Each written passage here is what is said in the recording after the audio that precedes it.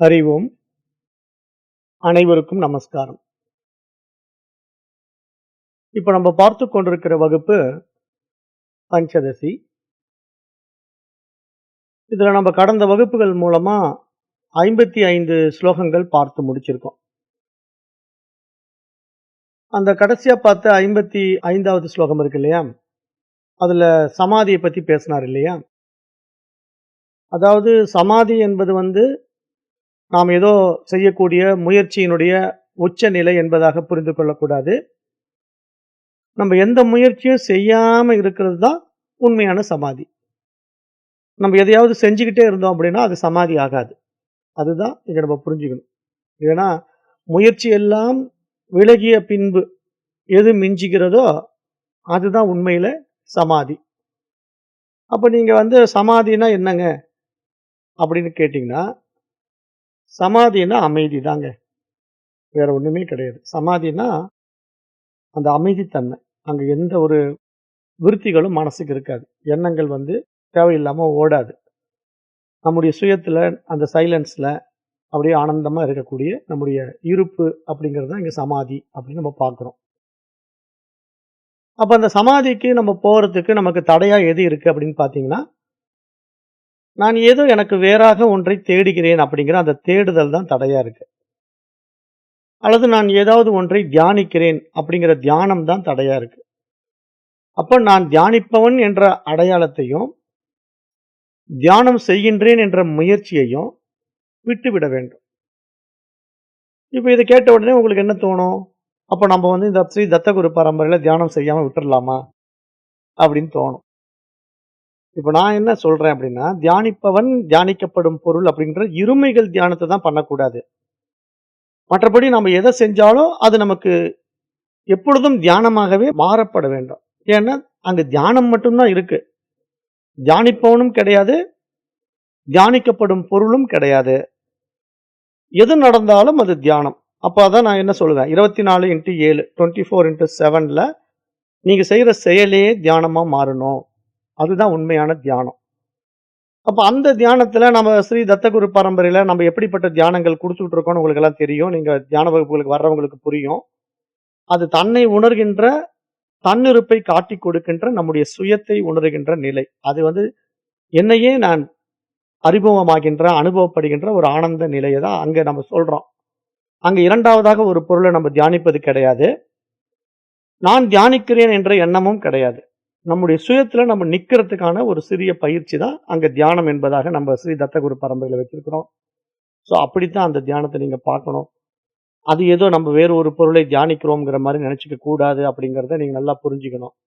ஏன்னா இதெல்லாம் உபநிஷதங்கள் தான் இந்த மாதிரி தியான முறைகள் எல்லாம் வேண்டான்னு சொல்லி, உண்மையில் எப்படிப்பட்ட தியானங்களை செய்ய வேண்டும் என்று அது அறிவுறுத்துகிறதோ அந்த தியானத்தை தான் நம்ம எடுத்து நடைமுறைப்படுத்தி இருக்கிறதா ஸ்ரீ தத்தகுரு பரம்பரையினுடைய தியான முறைகள்ங்கிறதையும் புரிஞ்சுக்கணும். ஏன்னா இங்க வித்யாரண்யர் சொல்றாரு இல்லையா, தியானிப்பவன் என்ற அடையாளத்தையும் விட்டுடணும், தியானம் செய்கின்றேன் என்ற முயற்சியையும் விட்டுவிட வேண்டும். அப்ப இங்க என்ன புரிஞ்சுக்கணும், அந்த நிலையில மனசு அசையாமல் இருக்க வேண்டும். அப்ப மனசு அசையாமல் இருக்கணும்னா நம்ம அந்த அறிவாக இருந்தால்தான் மனசு அசையாம இருக்கும். அப்ப நம்முடைய சுயத்துல நம்ம எப்ப போறோமோ அப்ப நமக்கு மனசு அசையாது. அதைத்தான் இந்த 55வது ஸ்லோகத்துல தெளிவுபடுத்தினார்.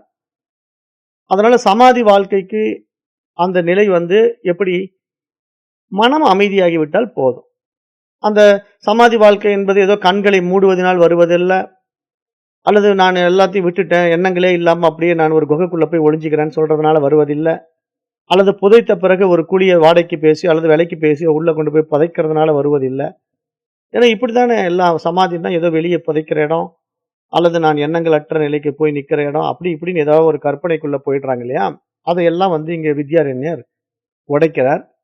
அது இப்ப அடுத்து 56ல என்ன சொல்றார் அப்படின்னு பார்ப்போம். ஸ்லோகம் 56. விருத்தியஸ்து தடானீம் அஜ்ஞாதா அபி ஆத்ம கோச்சராக ஸ்மரணாத் அனுமீயந்தே யுக்தி தஸ்ய சமுத்திதாத். இந்த ஸ்லோகத்துல என்ன சொல்றார் அப்படின்னா, சமாதி நிலையிலே மனதினுடைய விருத்திகள் அறியப்படாமல் இருந்தாலும் அவை ஆத்மாவின் அறிவுக்கு உள்ளேயே இருக்கின்றது.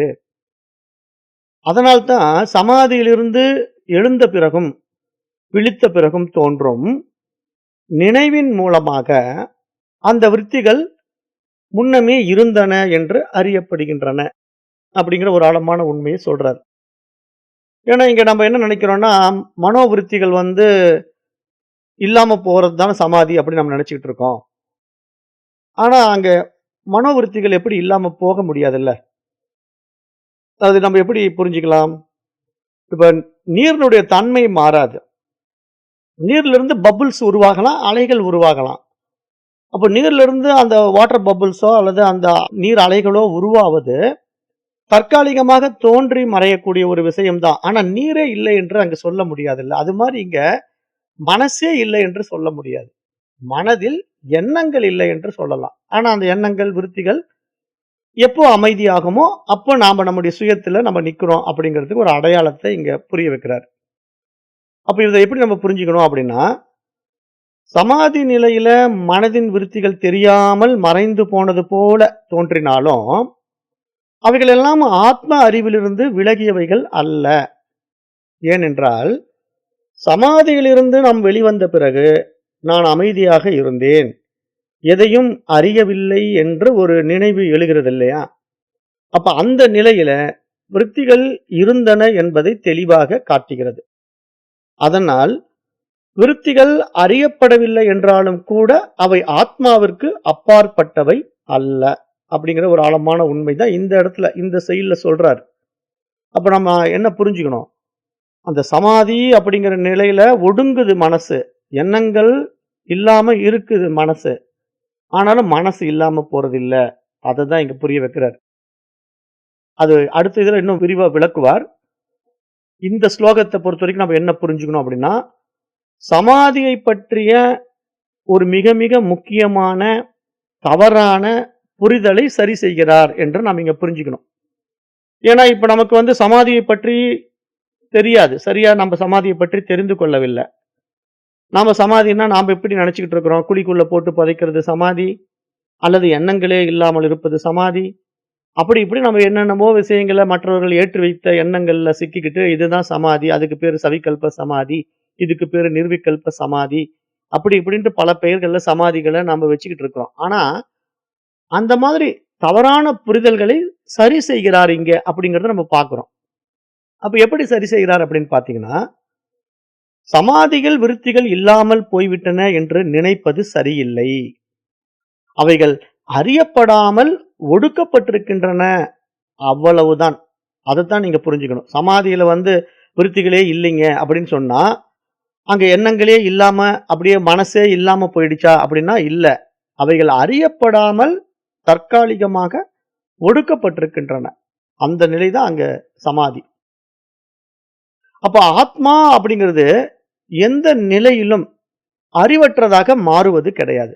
அதை நீங்க நல்லா புரிஞ்சுக்கணும். ஏன்னா இப்ப நம்ம ஆத்மா அப்படின்னா அங்க அது எதுவுமே இல்லாம சூன்யம் ஆயிடுமா, எண்ணங்களே இல்லாம அப்படியே வெறுமை ஆயிடுமா அப்படின்னு நம்ம தப்பா புரிஞ்சுக்க கூடாது அப்படிங்கிறது தான் நம்முடைய அத்வைத வேதாந்தத்தின் ஆழமான உண்மை. ஏன்னா நம்ம மற்ற மதங்கள் சொல்வது போல சூன்யம் வெறுமை அப்படிங்கிற டாபிக் உள்ள போறது கிடையாது. இப்ப நிறைய பேர் புத்த மதத்தினுடைய டாபிக் எல்லாம் எடுத்து இது அத்வைத வேதாந்தத்தோட மிக்ஸ் பண்ணி போட்டு மக்களை ஒரே குழப்பிக்கிட்டு இருப்பாங்க. இந்த ஆங்கில எழுத்தாளர்கள் எல்லாம் அறகுறையா இந்த அத்வைத வேதாந்தத்தையும் படிச்சிருவாங்க. அப்புறம் புத்திசம் புத்த மதம் என்ன சொல்லுதுன்னு படிச்சிருவாங்க. அப்ப இவங்க என்ன நினைச்சுக்குவாங்கன்னா, நீங்க மெடிடேஷன் மூலமா எண்ணங்கள் இல்லாம இருங்க, வாயால பேசாம இருங்க, இதுதான் தியானம் அப்படின்னு புரடா விட்டுருவாங்க. அப்ப உடனே எல்லாம் சரிங்க, அப்ப அதுக்கு என்னங்க பயிற்சிங்க? விபாசனா பயிற்சிங்கம்பாங்க. சரி, அப்ப விபாசனானா என்னங்க பண்ணணும்? எதுவுமே வாயை திறந்து பேசக்கூடாது, சும்மா அமைதியா இருக்கணும், உங்களுடைய வெளி விவகாரங்கள் எல்லாம் விட்டுட்டுறணும், அப்படி இப்படின்னு எல்லாம் சில கண்டிஷன் போட்டு ஒரு கட்டளையை உண்டாக்கி ஒரு 10 நாள் பயிற்சி அப்படின்னு விட்டுருவாங்க. இந்த 10 நாளும் அவங்க போய் வாய் பேசாம உட்காந்துக்கிட்டு இருப்பாங்க. ஆனா இங்க வாய் பேசாம இருக்கிற நிலைப்பாடு ஒரு பெரிய பிரச்சனையே கிடையாது. மனசு பேசாம இருக்கிறது தான் முக்கியமா புரிஞ்சுக்க வேண்டிய விஷயம். ஆனா இவங்க அந்த 10 நாள்ல வாய் தான் பேசாம உட்காந்துருப்பாங்க. ஆனா உள்ள மனசு பேசிக்கிட்டே இருக்கும். எப்படி பேசிக்கிட்டு இருக்கோம்? 10 நாள் போய் தியானத்துல உட்காருவாங்களா? பேசக்கூடாதுன்றவாங்களா? இவங்க உள்ள உட்காந்துக்கிட்டு வீட்டுல அவங்க என்ன பண்ணிட்டு இருக்காங்களோ அந்த இதை சொல்ல மறந்துட்டேன், இந்த வேலையை இன்னைக்கு எடுத்திருந்தா முடிச்சிருந்துருக்கலாம் அப்படி இப்படின்ட்டு ஏதாவது மைண்ட்ல யோசனை பண்ணிட்டே அந்த 10 நாள் அங்க ஓட்டிட்டு இருப்பாங்க. அப்புறம் என்ன பண்ணுவாங்கன்னா, ஒரு நேரமா ஏதோ கொஞ்சம் அப்படியே ஃபோன் பேச அனுமதிப்பாங்க. அதாவது தியானமெல்லாம் முடிஞ்சு ஈவினிங் ஒரு 1/2 அன் ஹவர் ஏதோ நீங்க வீட்ல கூப்பிட்டு பேசிக்கலாம்பாங்க. அப்ப அந்த காலையில இருந்து பேசாம இருந்ததெல்லாம் ஒட்டுக்கா அந்த 1/2 மணி நேரத்துல வீட்டுக்கு பேசி, பயங்கரமா அப்படி ஆயிடுச்சு, இப்படி ஆயிடுச்சு, நான் இப்படி பண்ணேன், அப்படி பண்ணேன். இன்னும் 9 நாள் இருக்கு. நான் இன்னும் அதெல்லாம் முடிச்சுட்டு வந்துடுறேன். அப்படி இப்படின்னு இந்த 1/2 மணி நேரத்துல இவங்க என்னென்ன மனசுக்குள்ள நிறுத்தி வச்சிருந்தாங்களோ அத்தனையும் கொட்டி தீர்த்துருவாங்க. அப்ப தினசரி இந்த மாரி தியானம், அப்புறம் கொட்டுறது. தியானம், கொட்டுறது. அதாவது என்ன சொல்றேன், மனச அடக்குறது, வெளிய விவகாரத்துல இழுக்கிறது. இப்படியே வாழ்க்கை 10 நாள் ஓடும். அப்புறம் நானும் தியானம் பண்ணேன், நானும் விபாசனா போயிட்டு வந்தேன் அப்படின்னு ஒரு பெருமை வேணா அடிச்சுக்கலாம். ஆனா இதெல்லாம் வேலைக்கு ஆகாது. ஏன் அப்படின்னா, சமாதினா என்னன்னு தெரியல. வெறுமைனா என்னன்னு புரியல. இதுதான் ப்ராப்ளம். பட் இங்க என்ன சொல்றாரு வித்யாரண்யர் அப்படின்னா, அதாவது நீங்க சமாதிங்கிற உங்களுடைய நிலையில நீங்க விருத்திகள் இல்லாம போயிடுச்சு அப்படிங்கிற நினைப்பது சரி கிடையாது. ஏன்னா அந்த இடத்துல விருத்திகள் இருக்குது. ஆனா அந்த விருத்திகள் தற்காலிகமாக ஒடுக்கப்பட்டிருக்கிறது. அப்ப அந்த நிலைய நம்ம அறிவில்லாத நிலை என்று எப்படி சொல்ல முடியும்? இப்ப மனசே வேலை செய்யாம இருந்து ஒண்ணுமே எனக்கு புரியல அப்படின்னா, அதுக்கு என்ன பேரு? கோமா ஸ்டேஜ்ன்னு நம்ம சொல்லுவோம் இல்லையா? ஆள் உயிரோட தான் இருப்பான். கண்ணு, காது எல்லாம் புலன்கள் எல்லாம் வேலை செய்யும். ஆனா இது இது இன்னதுன்னு பகுத்தறிய முடியாம இருப்பான். ஏன்? அவனுக்கு பிரெயின்ல அடிபட்டிருக்கும். அப்ப அவன் உட்கார்ந்துட்டு இருப்பான். கண்ண திறந்து பார்த்துக்கிட்டு இருப்பான். நிகழ்வுகள் எல்லாம் அவனுக்கு தெரிஞ்சாலும், அந்த நிகழ்வ அவனால ஐடென்டிஃபை பண்ண முடியாம, அப்படியே ஒரு நடைப்பிணம் மாரி உட்கார்ந்திருப்பான். அப்ப இப்படிப்பட்ட ஒரு நிலைக்கு பேர் என்ன? கோமா தானே. கோமா ஸ்டேஜ்ல இருக்கக்கூடிய நோயாளி. அப்ப அவன் மண்டையில அடிபட்டதுனால அவன் வயதானவனா இருந்தாலும் கோமா நோயாளி. சிறு குழந்தை பார்த்தீங்கன்னா, திருதிருன்னு முழிச்சுக்கிட்டு இருக்கும். கோமா நிலை நோயாளிக்கு எல்லா பதிவுகளும் அழிஞ்சு போச்சு. அதனால அவன் திருதிருன்னு முழிச்சுக்கிட்டு இருக்கிறான். சிறு குழந்தைக்கு எந்த பதிவும் ஏற்றப்படவில்லை. அதனால அது திருதிருன்னு முழிச்சுக்கிட்டு இருக்கு. ஆக மொத்தத்துல 2 பேருமே அஞ்ஞானத்துல தான் இருக்காங்க. அவங்க தன்னை அறிவு என்று அறியவே இல்லை. அததான் இங்க நல்லா புரிஞ்சுக்கணும். அப்ப ஆத்மா எந்த நிலையிலும் அறிவற்றதாக மாறுவது இல்லை. அப்ப விருத்திகள் வெளிப்பட்டாலும் அவை ஆத்ம அறிவின் வெளியில் இருந்தவையே. பின்னர் எழும் நினைவு இந்த உண்மைக்கு சாட்சியாக நிற்கின்றது. அப்ப நம்ம இதுக்கு பின்னாடி நம்ம இத மறந்துட்டோம், இப்படி நம்ம நினைச்சிட்டோம் அப்படின்னு ஏதாவது ஒரு எண்ணம் நமக்கு திருப்பி அந்த சமாதியிலிருந்து வெளிவந்த பிறகு ஏற்படுகிறது இல்லையா? அந்த நிலை அந்த உண்மைக்கு சாட்சியாக நிற்கின்றது. அப்ப அதனால சமாதியை பொறுத்த வரைக்கும் அறிவில்லா வெறுமை என்று எடுத்துக்கொள்வது அத்வைதத்துக்கு முற்றிலும் எதிரானது அப்படிங்கறது இங்க வித்யாரண்யர் ரொம்ப ஆழமா அறிவுறுத்துறார். ஏன்னா இங்க அத்வைத வித்தை இருக்கு இல்லையா? நம்ம அத்வைத சித்தாந்தம், அத்வைத வேதாந்தம் எல்லாம் என்ன சொல்லுது அப்படின்னா, சமாதி அப்படிங்கிற ஒரு விஷயம் அறிவில்லா வெறுமை என்று புரிந்து கொள்ளக்கூடாது. ஏன்னா இப்போ பதஞ்சலி யோக சூத்திரம் இதை பேசும். பதஞ்சலி யோக சூத்திரம் முதல் செய்யல என்ன தெரியுமா? சித்த விருத்தி நிரோதகா. சித்தத்தில் விருத்தி இல்லாமல் செய்வது, எண்ணங்கள் இல்லாமல் இருப்பதுதான் பதஞ்சலி யோக சூத்திரத்தினுடைய மிக முக்கியமான கான்செப்டே. அப்ப சித்த விருத்தி நிரோதகா அப்படின்னா சித்தத்தில் வருகின்ற விருத்திகளை தடுப்பது, அதை இல்லாமல் செய்வது அப்படிங்கிற அடிப்படையில நம்ம எடுத்துக்கிட்டோம் அப்படின்னா, அப்ப இங்க எப்படி நம்ம புரிஞ்சுக்கணும்? அந்த சித்தத்தில் வருகின்ற விருத்திகளை இல்லாமல் செய்வது, தடுப்பது அப்படிங்கிறதுக்காக அது இல்லாமையே போயிடுமா? வர முடியாமையே பண்ணிடலாமான்னா இல்ல. தற்காலிகமாக ஒடுக்குவது, அவ்வளவுதான். ஏன்னா அப்படிதான் இந்த பிரபஞ்சமே சிருஷ்டியில உருவாக்கப்பட்டு, அனுபவிக்கப்பட்டு ஒடுங்கும். திருப்பி வெளிவரும். அப்ப அதனால இங்க நாமளே பாத்தீங்கன்னா அந்த 3 வேலையும் இங்க நம்ம ஒவ்வொரு தனி மனிதனும் செய்யறோம். விழிப்பு நிலை, கனவு நிலை, ஆழ் உறக்க நிலை. அப்ப அந்த ஆழ் உறக்க நிலையில நம்ம என்ன பண்றோம்? அப்படியே கொண்டு போய் இந்த உலகத்தை ஒடுக்கிக்கிறோம். அந்த உலகத்தை நம்ம ஒடுக்கிக்கிட்ட உடனே அந்த எண்ணங்களும் விருத்திகளும் தான் ஒடுங்கிச்சு. அங்க ஆத்மா இல்லாம இல்ல. நல்லா புரிஞ்சுக்கணும். ஏன்னா ஆத்மா எப்பொழுதும் இருக்கிறது. அது முக்காலத்திலும் இருக்கிறது. அது 3 அவஸ்தைகளிலும் இருக்கிறது. ஆனால் அந்த விருத்திகள் இல்லாத நிலையில ஆத்மா இல்லை என்று சொல்ல முடியாது. அப்ப விருத்திகள் அங்க எங்க போச்சுங்க? தற்காலிகமாக ஒடுங்கி இருக்கிறது.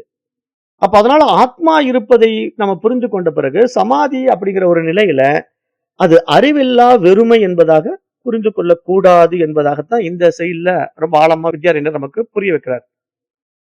அப்ப இப்படி எப்படி நம்ம புரிஞ்சுக்கணும்? நிதித்தியாசனத்துல இதை எப்படி நம்ம நடைமுறைப்படுத்தணும் அப்படின்னு பாத்தீங்கன்னா, அமைதி நிலவும் போது எனக்கு எதுவுமே தெரியவில்லை என்ற எண்ணம் வந்தாலும் அந்த அறியாமையையும் அறிந்திருந்த ஆத்ம அறிவிலிருந்து தான் நான் ஒருபோதும் விலகவில்லை என்பதை புரிந்து கொள்ள வேண்டும்.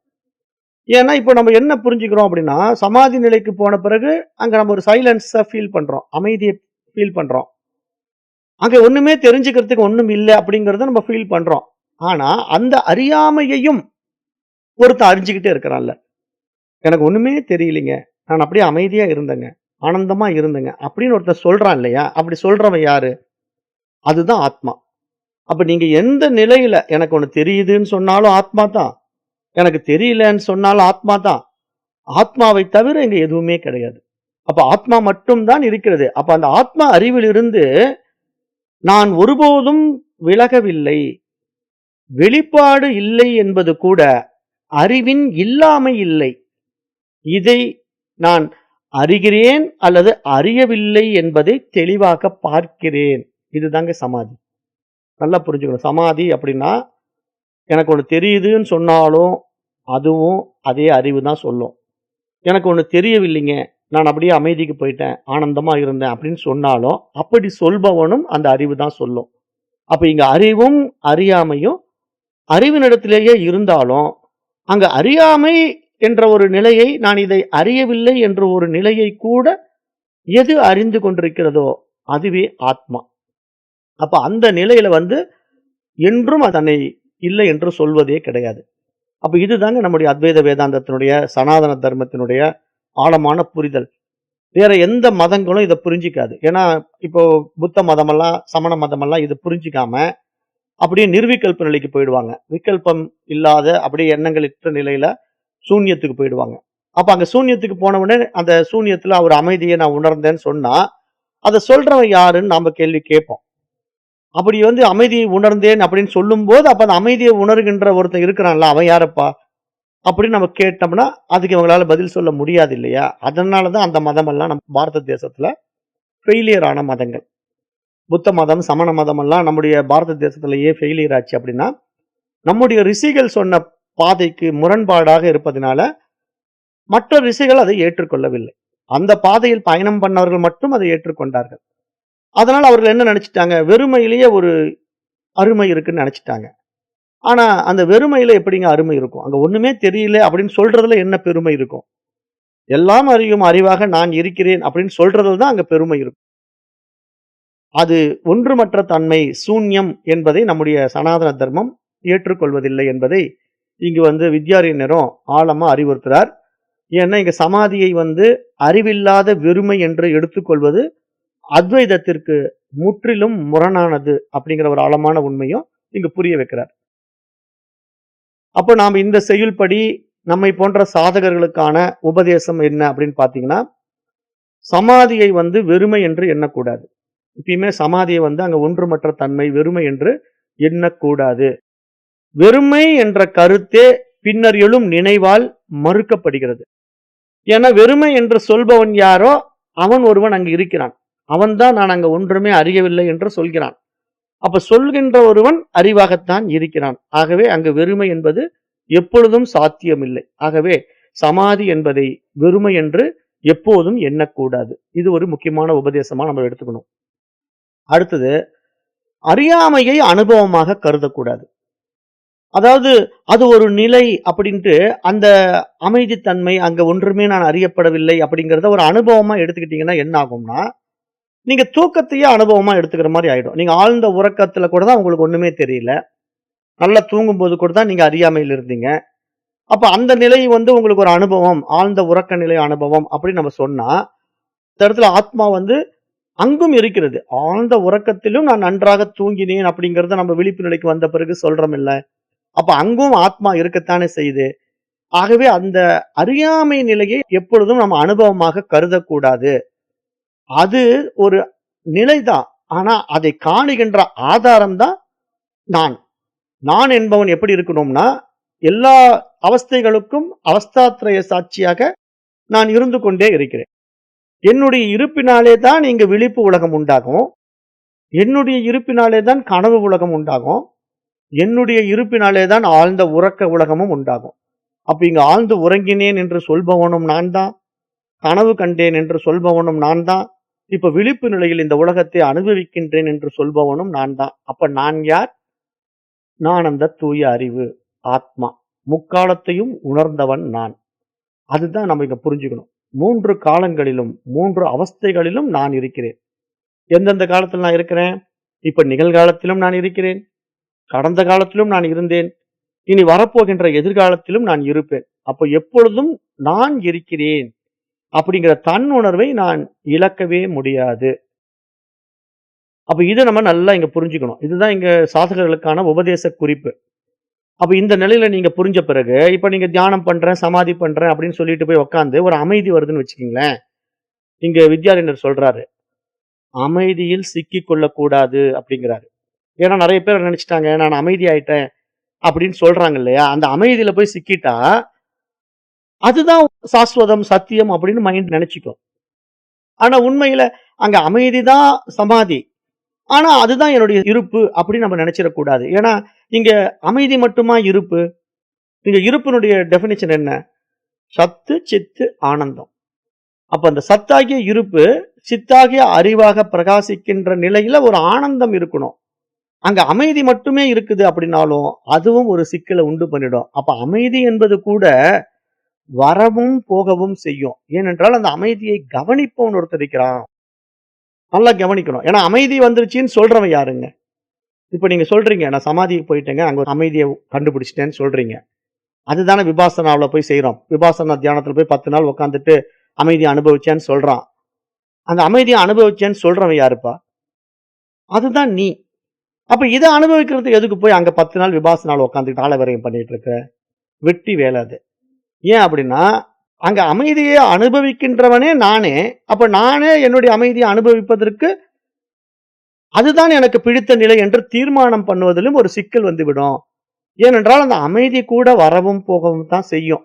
அமைதி தற்காலிகமா வரும், அப்புறம் இல்லாம போகும். அப்ப வருவதும் போவதும் எப்படி நானாக இருக்க முடியும்? அப்ப அமைதி எப்படி நானாக முடியும்? அப்ப அந்த அமைதியை போய் சூன்யம் என்று சொல்வதில தான் நம்ம சிக்கிக்கிறோம்.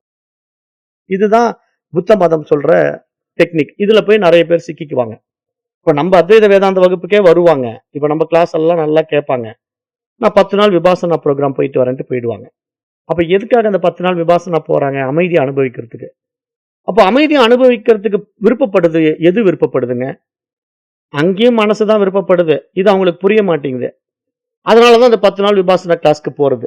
அதாவது நம்ம சொல்ற அத்வைத வேதாந்தத்தினுடைய டெப்த் புரியாதனால தான், ஏதோ ஒண்ணு அடைய போறேன்னு மனசு நெனைக்குது. அப்ப அத அடையறதுக்கு விரும்புவது மனசு தான். ஆனா அறிவுக்கு எதுவுமே தேவையில்ல. இங்க வித்யாரண்யர் என்ன சொல்ல வர்றாரு அப்படின்னா, மாறிக்கொண்டே இருப்பது எப்படி நீயாக இருக்க முடியும்? ஒரு டைம் அமைதி வருது, ஒரு டைம் ஆர்ப்பாட்டம் வருது. அது நீயா? கிடையாது. அப்ப மாறாததை கவனி. ஏனென்றால் எது மாறாமல் இருக்கிறதோ அதுவே நீ. அப்ப இததான் தத்துவமசி. அப்ப தத்துவமசி அப்படிங்கிற மகா வாக்கியத்தினுடைய ஆழமான உட்பொருளை நம்ம உள்வாங்கிட்டோம் அப்படின்னா, எது மாறாமல் இருக்கிறதோ அதுவே நான். அகம் பிரம்மாஸ்மி. ஆனால் மாறிக்கொண்டிருப்பது எப்படி நானாக இருக்க முடியும்? அப்ப அமைதியும் ஆர்ப்பாட்டமும் எப்படி நானாக இருக்க முடியும்? அப்ப ஆனந்தமும் துக்கமும் எப்படி நானாக இருக்க முடியும்? அது எல்லாம் தற்காலிகமாக வந்து போகின்றவைகள். ஆனால் என்னுடைய சைத்தன்யமோ, நான் என்னுடைய இருப்போ என்றும் மாறாதது. என்னுடைய இருப்பினாலே இங்கு எல்லாம் இருக்கிறது. அப்படிங்கிற அந்த உண்மை நிலை புரிஞ்சிட்டா, இங்க அமைதி, கலக்கம், நினைவு எல்லாம் மாறிக்கொண்டே இருக்கின்றன. ஆனால் அவற்றையெல்லாம் அறிகின்ற ஆதாரம் ஒருபோதும் மாறுவதில்லை. அதுதாங்க இங்க உபதேசம். இந்த செயலுக்கு உண்டான உபதேசமே அதுதான். அதாவது உங்களுக்கு அமைதி வர்ற மாரி தெரியலாம், ஒரு கலக்கம் வர்ற மாரி தெரியலாம், ஒரு எண்ணங்கள் வருவது மாரி தெரியலாம், திருப்பி எண்ணங்கள் மறைந்து போவது போல தெரியலாம். ஆனா வருவதும் போவதும் நீங்கள் கிடையாது. அப்ப என்றும் மாறாமல் இருப்பவன் தான் நான் அப்படிங்கிற ஆத்ம தத்துவத்தை அருமையா புரிய வைக்கிறார். அதுதான் இங்க தத்துவ விவேக பிரகரணம். இங்க நம்ம அதான் பார்த்துட்டு இருக்கோம். அப்ப இங்க வந்து தத்துவத்துல ஆழமான ஒரு உட்பொருளை உபதேசிக்கிறார். தத்துவமசி. நீ அதுவாகத்தான் இருக்கிறாய். அப்ப நான் எதுவாகத்தான் இருக்கிறேன் அப்படிங்கிறத நம்ம நன்கு உள்வாங்கிட்டோம் அப்படின்னா, நான் என்றும் மாறாதவன். என்னுடைய இருப்பினாலே இங்க எல்லாம் இருக்கிறது. அப்படி வந்து போகின்றவைகள் நான் அல்ல. அப்ப இது நமக்கு தெளிவா புரிஞ்சுட்டா, இங்க என்னத்த போய் நம்ம பண்றதுக்கு இருக்கு? ஒண்ணுமே இல்ல. ஆனா நான் அத பண்றேன், இத பண்றேன், இந்த தியானம் பண்றேன், அந்த பூஜை பண்றேன், அந்த கோயிலுக்கு போறேன், இந்த மெடிடேஷன் கிளாஸ் போயிட்டு வரேன் அப்படின்னு என்ன பண்ணாலும் செய்பவன் ஒருத்தன் இருக்கிறான். அப்ப அங்க செயல் ஒன்று நடந்துரும். அப்ப அது கர்த்தா, போக்தா அபிமானமா மாறிடும். அப்ப கர்த்தா, போக்தாங்கிற அபிமானம் இருப்பவன் ஆத்மாவா பிரகாசிக்கவே முடியாதுங்க. இததான் இங்க வித்யாரண்யர் ரொம்ப ஆழமா அறிவுறுத்துறார். இத நம்ம நல்லா உள்வாங்கிக்கணும். ஏன்னா குருமார்கள் நமக்கு காட்டுகின்ற வழியில நம்ம சரியா பயணம் பண்ண தவறிட்டோம் அப்படின்னா, நம்ம பாடத்திட்டம் புரியலன்னு அர்த்தம். ஏன்னா அவங்க சொல்லிக் கொடுக்கிற பாடத்த புரிஞ்சுக்கிற சக்தி நமக்கு இல்ல. அப்ப நம்ம இன்னும் கீழ் நிலைக்கு போயிட்டு மேல இருந்து வரணும். அப்ப கொஞ்சம் கொஞ்சமா திருப்பி மேல வரணும். அப்ப இது புரியாம இந்த பாடத்துல நெறைய பேர் வந்து உட்கார்ந்துட்டு, திருப்பி திருப்பி கீழ இறங்கி போறது தான் ஒரு வருத்தத்துக்கு உரிய விஷயம். அத நம்ம பார்த்துக்கிட்டே இருக்கிறோம். நம்ம நடைமுறையில நெறைய பேர பார்க்கிறோம். ஆக இந்த தப்ப இந்த அத்தியாத்ம ஞானத்துக்குள்ள வந்து ஆத்ம ஞானத்த புரிஞ்சுக்கிட்டவங்க செய்ய மாட்டாங்க அப்படிங்கிறத இங்க எல்லோரும் புரிஞ்சுக்கணும்னு சொல்றேன். அடுத்தது 57. விருத்தீனாம் அனுவிருத்திஸ்து பிரயன்னாத் பிரதமாத் அபி அத்ருஷ்டாசக்ருத் அபியாச சம்ஸ்காரஹா சசிராத் பவேத். இந்த ஸ்லோகத்துல என்ன சொல்றாரு அப்படின்னா, மனோவிருத்திகள் மீண்டும் மீண்டும் எழுகின்ற தன்மை தொடக்கத்திலே முயற்சியாலேயே ஏற்பட்டாலும் பின்னர் கண்கூடாக தெரியாத அந்த மீண்டு வருகின்ற பயிற்சியினாலே உருவான சம்ஸ்காரத்தின் காரணமாக காலப்போக்கில் இயல்பாகவே ஏற்பட்டு விடுகிறது என்று இங்க புரிய வைக்கிறார். அதாவது மனோவிருத்திகள் வந்து நமக்கு வெளி வந்துகிட்டே இருக்கு. அதை எப்படி நம்ம புரிஞ்சுக்கலாம் அப்படின்னா, இப்ப நம்ம சமாதி அல்லது நிதித்தியாசனம் அப்படின்னு பேசுறோம் இல்லையா? நிதித்தியாசனம்ங்கிற நிலையை பத்தி நான் என்ன சொன்னேன்? தத்துவமசிங்கிற உபதேசத்த வந்து குரு உபதேசம் பண்ண உடனே, அது எப்படிங்க நான் அதுவாக இருக்கிறேன் அப்படிங்கிற விசாரணையை நம்ம மேற்கொண்டு மனனத்தின் மூலமா அவர் சொன்ன வார்த்தைய சிரவணம் பண்ணணும். சிரவணம் என்றால் கேட்டல். கேட்டு அவர் சொன்ன வார்த்தையினுடைய பொருள நம்ம விசாரணை பண்றது மனனம். மனனம் பண்ணிட்டோம். அதுக்கப்புறம் நான் அதுவாகத்தான் இருக்கிறேன்னு புரிஞ்சுகிட்ட பிறகு அகம் பிரம்மாஸ்மிங்கிறதுல நிக்கிறோம். அப்ப இதுக்கு பேரு நிதித்தியாசனம். அப்ப சமாதி அல்லது நிதித்தியாசனத்திலே மனம் மீண்டும் மீண்டும் விருத்திகளாக எழுவது ஆரம்பத்திலே நான் முயற்சி செய்கின்றேன் என்ற உணர்வுடன் நடக்கும். ஆனால் அந்த முயற்சியே மீண்டும் மீண்டும் தொடர்ந்து நடைபெறுகின்ற பொழுது அது புலப்படாத வகையில் ஒரு பழக்கச் சுவடாக மாறிவிடுகிறது. ஒரு சம்ஸ்காரமாக உருவாகி விடுகிறது அப்படின்னு சொல்றார். அப்ப அந்த சம்ஸ்காரத்தின் விளைவாக பின்னர் முயற்சி இல்லாமலேயே மனம் இயல்பாகவே ஒரே திசையில் நிலைக்க தொடங்குகிறது என்று இங்க புரிய வைக்கிறார். அப்ப இங்க நம்ம என்னன்னா இங்க சம்ஸ்காரம், வாசனைகள் அப்படிங்கிறது நம்ம ஒரு விஷயத்தை தொடர்ந்து பிராக்டிஸ் பண்றதுனால வர்றது. அப்ப அந்த பிராக்டிஸ வந்து நீங்க எப்படிப்பட்ட விஷயத்துக்குள்ள வச்சிருக்கீங்களோ அப்படி உங்களுடைய வாழ்க்கையில அது அனுபவத்துக்கு வருது. அப்ப நாம இங்க என்ன பண்ண போறோம் அப்படின்னு பார்த்தா, நிதித்தியாசன நிலையில நான் அந்த தூய அறிவு, ஆத்மா அப்படிங்கிற தன்னுணர்வுல நாம நிக்க பண்ற பிராக்டிஸ் இருக்கு பாருங்க. அந்த பழக்கத்த நம்ம நடைமுறைப்படுத்தினா போதும். அதன் விளைவாகவே நான் எந்த முயற்சியும் இல்லாமல் என்னுடைய தன்னுணர்விலே நான் இயல்பாக நிற்க முடியும். அதைத் தவிர வேற ஏதாவது பயிற்சிகள் செய்து கொண்டிருந்தா, மாறுகின்ற செயல்பாடுகளை மாற்றி மாற்றி செய்து கொண்டிருந்தா, அது என்ன ஆயிடும்? அதுவும் ஒரு பழக்க தோஷமா மாறி, மீண்டும் விருத்திகள்ல, விவகாரத்துல போய் மனசு சிக்கிக்கும். ஆகவே இங்க நம்ம உண்மையா இந்த பாடத்துல நம்ம பயணம் பண்ணி ஒரு முழுமை நிலைய அடையணும் அப்படின்னா, இங்க ஆத்ம நிலை எப்படின்னா, அது என்றும் மாறாதது. ஆனா நம்ம அனுபவமாக்கக்கூடிய விஷயங்கள் எல்லாம் மாறிக்கொண்டே இருப்பது. அப்ப மாறுகின்றவைகள் என்றும் ஆத்மா ஆக முடியாது. மாறாத எதுவோ அதுவே ஆத்மா. அப்படிங்கிற ஒரு ஆழமான உண்மைய அவர் இங்க நம்ம புரிய வைக்கிற முயற்சி எடுக்கும்போது, நாம இந்த செயல்ல அத தான் இங்க எடுத்துக்கணும். அப்ப சம்ஸ்காரத்தின் விளைவாக முயற்சி இல்லாமலேயே மனம் இயல்பாகவே அந்த ஒரே திசையிலே நிலைக்கத் தொடங்குகிறது என்று அவர் சொல்றது எந்த அடிப்படையில சொல்றாருன்னா, தன்னிருப்பை தான் உணர்கின்ற அந்த நிலையிலே, அந்த நிதித்தியாசன நிலைய சொல்றார். அப்ப அப்படி நம்ம இத புரிஞ்சுக்கணும்.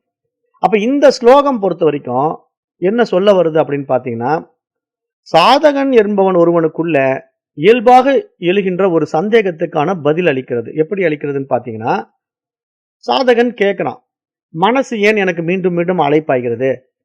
சமாதி ஏன் எனக்கு நிலைக்கவில்லை? அப்படின்னு ஒருத்தன் கேட்கறான். ஏன்னா இப்ப வந்து இந்த மாரி அத்வைத வேதாந்தங்கள், சாஸ்திரங்கள் எல்லாம் படிச்சிட்ட பிறகு அவங்களுக்கு புரியுது. நான் தான் ஆத்மா அப்படின்ட்டு ஒரு பரோட்ச ஞானம் எல்லோருக்குமே உண்டாகும். ஆனா அந்த பரோட்ச ஞானத்துல நம்மளால ஏன் தொடர்ந்து நிக்க முடியல அப்படின்னு கேட்டா, அது எல்லாருக்கும் விருத்திகள் மீண்டும் மீண்டும் வெளிப்பட்டது, சம்ஸ்காரங்கள், வாசனைகள் வெளிப்பட்டு நிக்க முடியாம பண்ணுது. அததான் அவன் கேள்வியா எழுப்புவான். ஒவ்வொரு சாதகர்களும் எழுப்பக்கூடிய ஒரு சராசரியான கேள்விதான் இது. என்ன கேள்வி? மனம் ஏன் மீண்டும் மீண்டும் அலைப்பாய்கிறது? சமாதி ஏன் என்னால் தொடர்ந்து நிற்க முடியவில்லை? அப்படின்னு கேட்கிறான் இல்லையா? இதற்கான விடை என்னன்னு கேட்டீங்கன்னா, நம்முடைய மனசு ஏற்கனவே நம்முடைய பழக்க தோஷத்தின் அடிப்படையில் இயங்குகிறது. அத நம்ம நல்லா புரிஞ்சுக்கணும். நம்முடைய மனசு திடீர்னு ஏதோ இப்ப உருவாகுற ஒரு விஷயத்த மட்டும் எடுத்துக்கிட்டு ஆக்டிவேட் ஆகாது. நமக்கு ஃபியூச்சர்ல ஒரு விஷயம் அப்படி ஆகணும், இப்படி ஆகணும்ன்ட்டு நம்ம இப்ப விதைக்கிறோம் பாருங்க. அதுதான் அப்புறம் அப்ளை ஆகும்.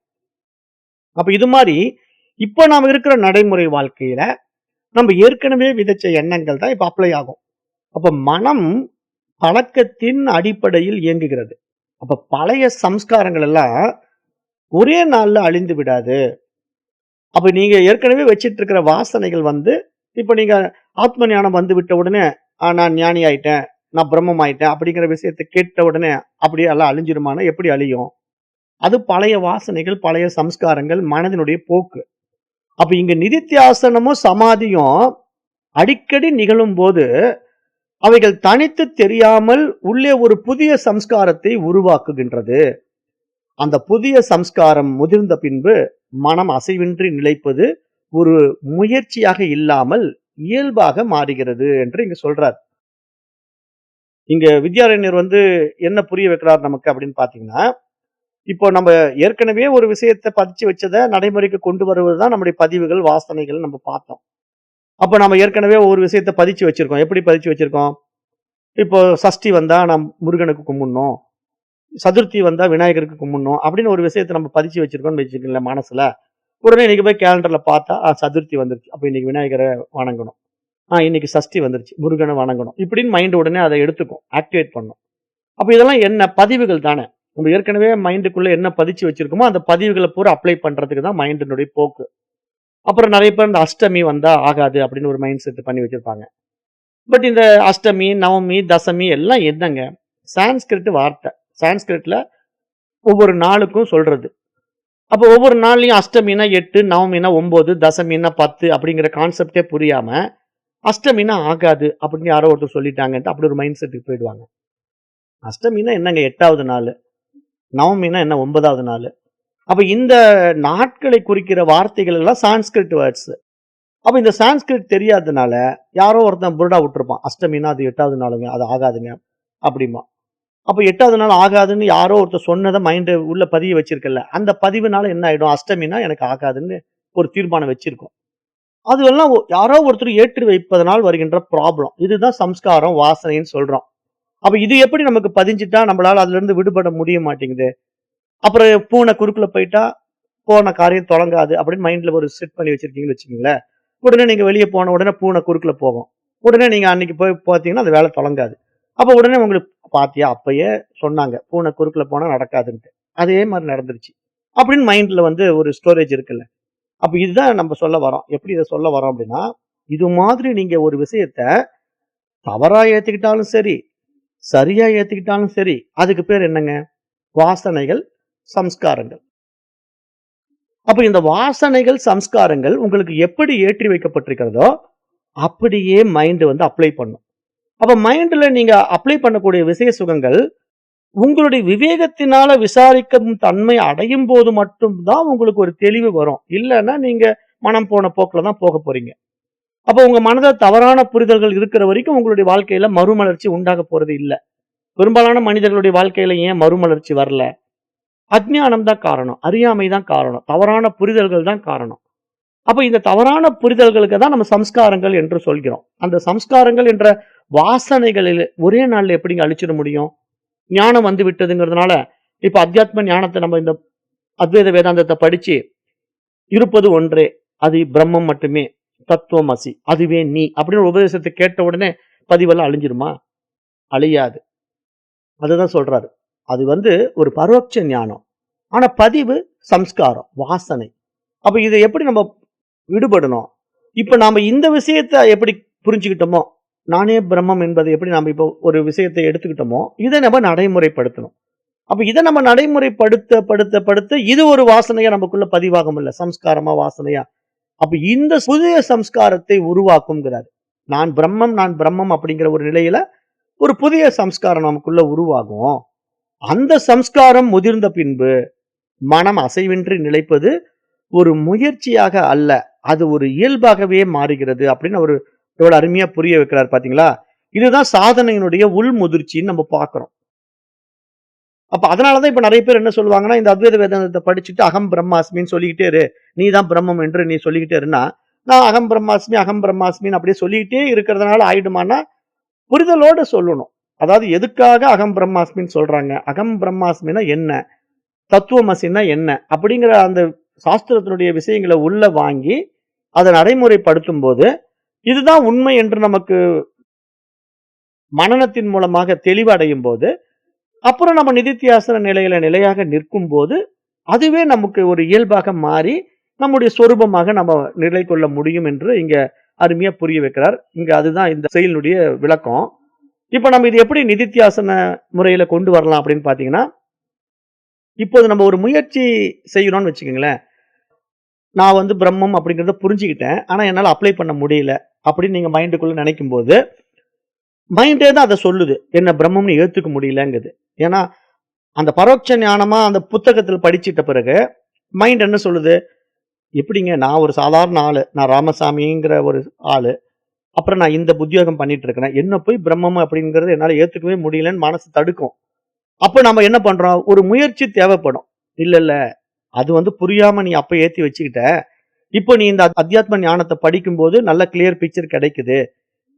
உடம்ப வச்சோ, மனச வச்சோ மகான்கள் சொல்லல. உன்னுடைய உணர்வ வச்சு சொல்றாரு. ஆகவே நீ உன்னுடைய உணர்வு ரீதியா நீ பிரம்மம் தான். ஆனா நீ உடல் ரீதியா நீ உன்ன மனிதன் அல்லது சாதாரண ஆள் அல்லது இப்படி அப்படி நீ உன்ன கற்பனை பண்ணி வச்சிருக்கிறது அப்ளை ஆகுது. அத விட்டுடு. அப்படின்னு மனசுக்கு ஒரு கமாண்ட குடுக்கும்போது, அந்த முயற்சி செய்றோம் இல்லையா? மனசுக்கு ஒரு கட்டளை கொடுக்கின்ற முயற்சி செய்யப்படும்போது, அது தோல்வி அல்லங்கிறாரு. அங்க நிதித்தியாசன முறை என்னன்னா, இந்த முயற்சியே மறைவாக ஒரு புதிய சம்ஸ்காரத்தை உருவாக்குகிறதுங்கிறாரு. அப்ப இது மாரி நம்ம மனசுக்கு புரிய வைக்கிற ஒரு விஷயமானது என்ன பண்ணுதுன்னா, ஒரு புதிய சம்ஸ்காரத்தை உருவாக்குகிறது. காலப்போக்கில் அதுவே ஒரு தெளிவு நிலைக்கு நம்மை உட்படுத்துகிறது. ஏன்னா நம்ம புரிய வருது. ஓ! நான் இப்படி என்ன மாத்தி புரிய வைக்கிறேன் மனசுக்கு. புரிய வச்சு மனசுக்கு நீ இப்படிப்பட்டவன் இல்ல. நீ இப்படிப்பட்டவன் என்பத நான் அந்த மனசுக்கு அண்டர்ஸ்டாண்டிங் கெப்பாசிட்டிய உயர்த்தி குடுக்குறேன். அப்ப உடனே மனசு இப்ப என்ன பண்ணுது? அந்த தெளிவுக்கு வருது. அதுக்கு பேர் தானே மனனம். அப்ப நம்ம மனனம் பண்ணி ஒரு தெளிவு அடையும் போது, நான் என்னுடைய சுயத்தை, என்னுடைய நிலைப்பாட்டை நான் அனுபவமாக்க முடியுது. அப்ப இதுக்கு பேர் தான் நிதித்தியாசனம். அப்ப நிதித்தியாசனம் என்ற நிலையில, நான் சதா நிற்க எடுக்கின்ற ஒரு முயற்சி தேவை அப்படிங்கிறாரு. அப்ப இந்த இடத்துல நம்ம சாதகர்களுக்கான உபதேசம் என்ன அப்படின்னு பார்த்தீங்கன்னா, முயற்சி இருப்பது குறை கிடையாது. முயற்சி இருக்க வேண்டும். அதுதான் முதிர்ச்சிக்கான ஆரம்பம். அதுதான் நம்ம இங்க புரிஞ்சுக்கணும். நம்ம எடுக்கின்ற முயற்சி தான் நம்முடைய முதிர்ச்சிக்கான ஆரம்பம். அப்ப விரைவாக நம்ம முடிவை எதிர்பார்க்க கூடாது. இப்ப நம்ம முதிர்ச்சி அடையணும். ஆனா உடனே நடந்துருமா? இப்ப நான் இன்னைக்கு வந்து ஒரு உபதேசம் கேட்டேன். தத்துவமசி. நானே பிரம்மம். அப்படி நாளைக்கே ஆயிட முடியுமா? அப்படிலாம் ஆக முடியாது. அப்ப அத முயற்சி பயிற்சியினால தினசரி நான் வந்து அதை அப்ளை பண்ணி ஒரு முதிர்ச்சி அடையும் போது மட்டும் தான் என்னுடைய சுயம் எனக்கு வெளிப்படும். அப்ப அதனால இங்க சாதகனுக்கான உபதேசம் என்னன்னா, இமிடியேட்டா ரிசல்ட் எதிர்பார்க்க கூடாது. அதாவது உடனடியான தீர்மானத்தை எடுக்கக்கூடாது. சம்ஸ்காரங்கள், வாசனைகள் வந்து காலம் எடுத்து தான் மாறும். திடீர்னு ஒரே நாள்ல மாறிடாது. ஏன்னா நமக்கு பதிவு எத்தனை வருஷம் பதிவுங்க. ஒவ்வொருத்தருக்கும் ஒவ்வொரு வயசு இருக்கும். ஒருத்தர் 20 வயசுல ஆத்ம ஞானத்துக்கு வரலாம். ஒருத்தர் 50 வயசுல வரலாம். ஒரு 80 வயசுல வரலாம். அப்ப பதிவுன்னு நீங்க எடுத்துக்கிட்டீங்கன்னா, ஒருத்தருக்கு 20 வயசுக்கு உண்டான பதிவு அவர்கிட்ட இருக்கும். 20 ஆண்டுகள் அவர் வாழ்ந்துட்டு இருக்காரு. அவருக்கு இந்த ஆத்ம ஞானம் கிடைக்கும். அப்ப அவருடைய பதிவு 20 வருஷ பதிவ வந்து அவர் ஒரே நாள்ல எப்படி எடுக்க முடியும்? அவர் கொஞ்சம் கொஞ்சமா முயற்சி பண்ணி, கொஞ்சம் குறைந்த காலத்துல அந்த பதிவ அவர் எடுத்துடலாம். ஒருத்தர் 50 வருஷமா வாழ்ந்துட்டு இருக்காரு. 50 ஆண்டுகளா நான் இப்படிப்பட்டவன் இன்னார் அப்படின்னு ஒரு பதிவ மாத்தி வச்சுக்கிட்டாரு அவரு. அவருகிட்ட போய் ஒரே நாள்ல மாத்த முடியுமா? முடியாது. அப்ப அவர் 50 ஆண்டுகள் பதிவ இந்த 20 ஆண்டுகள்ல ஒருத்தர் கொஞ்சம் மாற்றம் செய்தார் பாருங்க. அவர விட கூடுதல் காலம் கூட எடுத்துக்க வேண்டியதா வரும். அது வந்து வாசனைகளுடைய ஆழத்தை பொறுத்தது, பதிவை பொறுத்தது அப்படின்னு இங்க புரிய வைக்கிறாரு. அப்ப அதனால நம்ம இங்க என்ன புரிஞ்சுக்கணும்? சம்ஸ்காரங்கள், வாசனைகள் என்பது உடனே மாறிவிடாது. அதற்கான காலம் எடுத்துக்கொள்ள வேண்டும் அப்படிங்கிறத புரிந்து கொள்ள வேண்டும் என்பதை சாதகனுக்கான உபதேச குறிப்பாக இங்க சொல்றார். அப்ப உடனே அடுத்தது சொல்றாரு. இப்ப நம்ம இந்த மாதிரி விஷயங்களுக்குள்ள வந்துட்டோம். ஆனா நமக்கு மனசு மட்டும் அலைப்பாஞ்சுக்கிட்டே இருக்குங்களே, என்னங்க பண்ணலாம்? அப்படின்னு நிறைய பேர் கேட்கும்போது சொல்றாரு, மனம் அலைந்தால் பயப்பட வேண்டாம், கவலைப்பட வேண்டாம். அலைப்பாய்கின்ற மனதை ஆதாரமாகின்ற அறிவினால பார். ஏன் இப்படி அலைகிறது என்று அந்த மனதை கவனி. சாட்சியாக அந்த மனதினுடைய எண்ணங்களை கவனித்தால் போதும். அது அப்படியே அடங்கும். தேவையற்ற எண்ணங்கள் நடைமுறைக்கு வராது போகும். எப்படிங்க அப்படின்னா, நம்ம அதுக்கு தான் ஒரு எக்ஸாம்பிள் ஏற்கனவே சொல்லியிருக்கிறேன். நம்ம உபநிஷத் வகுப்பெல்லாம் எடுக்கும்போது சொன்னேன். எப்படின்னா, ஒரு வகுப்பறையில ஒரு 50 மாணவர்கள் வந்து காச்சு மூச்சுன்னு கத்திக்கிட்டு இருப்பானுங்க. ஏன்னா ஒரு கிளாஸ் ரூம்னா அப்படித்தானே இருக்கும். ஸ்கூலுக்குள்ள போனீங்கன்னா கசகசன்னு சவுண்ட் ஒரே ரகளையா இருக்கும். டீச்சர் வந்து அந்த கிளாஸ் ரூம்குள்ள நுழைஞ்ச உடனே பார்த்தீங்கன்னா அப்படியே சைலன்ஸ் ஆயிடும். அப்ப என்ன நடந்ததுங்க? ஏன் அத்தனை பேரும் தானா வாயை மூடிக்கிட்டானுங்க? ஆசிரியர் வந்துட்டாருங்கிற பயம். அப்ப ஆசிரியர் உள்ள வந்து விட்டாருங்கிற பயத்துல அத்தனை பேரும் எப்படி அமைதியானானுங்களோ, அது மாதிரி அறிவு தன்னை பாக்குதுன்னா மனசு நிக்கும். ஆனா நான் அறிவுங்கிறதுல நாம ஸ்டெபனா நிக்கணும்ல, நாம திடமா நிக்கணும்ல. அதுதான் நாம செய்ய மாட்டேங்கிறோம். நம்ம வந்து அத்தியாத்ம ஞான பாடங்களை படிப்போம். ஆனா நடைமுறைப்படுத்த மாட்டோம். ஏன்னா நம்ம தகுதியை நம்ம விட்டுட்டா எப்படி நம்ம வந்து மனசை கையாள முடியும்? அதாவது மனதை விட ஒருத்தன் பவர்ஃபுல்லான ஆள் தானே மனதை கையாள முடியும். அப்ப மனதை விட பவர்ஃபுல்லான ஆள் யாருங்க? புத்தி தானே. நம்ம எப்படி நம்முடைய வேதாந்த சாஸ்திரம் சொல்லி கொடுக்குது? மனம், புத்தி, சித்தம், அகங்காரம். அப்ப இது மாதிரி நம்ம மனதினுடைய புரிதல் ஒவ்வொரு படிநிலையா மேம்படும் போது மனதுக்கு மேல ஒரு புத்தி இருக்கு. அப்ப அந்த புத்திக்கு மேல நம்முடைய ஆத்மா இருக்கு. அதனாலதான் மனதை புத்தியில் ஒடுக்கணும், புத்தி ஆத்மாவில் ஒடுக்கணும்ட்டு கடவுபனிஷத் பேசிச்சுன்னு நம்ம படிச்சோம் இல்லையா? அப்ப இது மாதிரி ஒவ்வொன்றும் எங்க கொண்டு போய் ஒடுக்கணும்? அப்ப பேச்சை மனதில் ஒடுக்கு, மனதை புத்தியில் ஒடுக்கு, புத்தியை ஆத்மாவில் ஒடுக்கு அப்படின்னு நம்ம எப்படி அப்படி ஸ்டெப் பை ஸ்டெப்பா லிஃப்ட் ஆகணும். அதெல்லாம் சொல்லி கொடுக்குது. உபநிஷத்தெல்லாம் அழகா சொல்லி கொடுக்குது. அப்ப நீங்க முதல்ல எப்படி கச்சாமுச்சான்னு கத்திக்கிட்டு இருக்கிற அந்த பேச்சு வந்து நீங்க என்ன பேசலாம், என்ன பேசக்கூடாதுங்கிற ஒரு தெளிவு வரணும்ல மைண்டுக்கு. அப்ப மைண்டுக்கு அந்த தெளிவு வந்துட்டாலே பெரும்பாலான வார்த்தைகள் உங்களுக்கு குறையும். தேவையற்ற வார்த்தைகள் பேச மாட்டீங்க. அப்ப இது என்ன ஆயிடுச்சு? கொஞ்சம் அப்டேஷன் ஆயிருக்கு. கண்டதெல்லாம் பேச மாட்டேங்க. தேவையானதை மட்டும் பேசுவேன். நடைமுறைக்கு என்ன தேவையோ அதை பேசுறேன். அப்படின்னு புரிதல் எப்போ மனம் கொஞ்சம் மேம்படும் போது வந்துடும். அப்போ பேச்சை மனதில் ஒடுக்கிட்டேன். அப்படி மனதில் ஒடுக்கின பிறகு மனசு அதன் போக்குல போகாம புத்தியினால கண்காணிக்கிறேன். எது நல்லது, எது கெட்டது, எது சரி, எது தவறு, எது நித்தியம், எது அனித்தியம் அப்படின்னு நான் என்னுடைய புத்தி சக்தியினால விசாரணை பண்ணி பார்க்கும்போது ஒரு விவேகம் எனக்கு வருது. அப்ப நான் உடனே சூஸ் பண்றேன். இது நித்தியம், இதை எடுத்துக்கிறேன். அது அனித்தியம், அதை விட்டுடுறேன். இது உண்மை, இதை எடுத்துக்கிறேன். அது பொய், அதை விட்டுடுறேன். அப்படின்னு எனக்கு அந்த 2 விஷயங்கள்ல புரிதல் மேலோங்கும் போது புத்தியினால நான் என்ன பண்றேன்? மனதை புத்தியில கொண்டு போய் ஒடுக்கிட்டேன். அப்புறம் இந்த புரிதல் என்கிட்ட மேலோங்கி நான் இதுதான் சரி, இதுதான் நல்லது அப்படின்னு எல்லாம் தீர்மானம் பண்ண பிறகு அது கடைசியில் எங்க தானாவே ஒடுங்கும்? ஆட்டோமேட்டிக்கா ஆத்மாவில தான் போய் ஒடுங்கி ஆகணும். அப்ப சோர்ஸுக்கே திரும்பி ஆகணும். அப்ப ஆத்மாவிலிருந்து வெளிப்பட்ட ஒவ்வொரு சக்தியும் எவ்வளவுக்கு எவ்வளவு கீழே போகுதோ அவ்வளவுக்கு அவ்வளவு விவகாரத்துக்கு போகும். அது எவ்வளவுக்கு எவ்வளவு திரும்பி மேல வருதோ அவ்வளவுக்கு அவ்வளவு ஒடுக்கத்துல போகும். அப்ப இங்க ஆத்மாவிடத்திலே வரும்போது மனசு தானாவே ஒடுங்கும். அப்ப இங்க ஆத்மா தான் ஆசிரியருங்க, மனசு தாங்க மாணவருங்க. மனசுதான் மாணவர்கள்னா மனதில் இருக்கிற எண்ணங்கள் தான் மாணவர்கள். அந்த மாணவர்களை பார்க்கின்ற ஆசிரியர் ஆத்மா.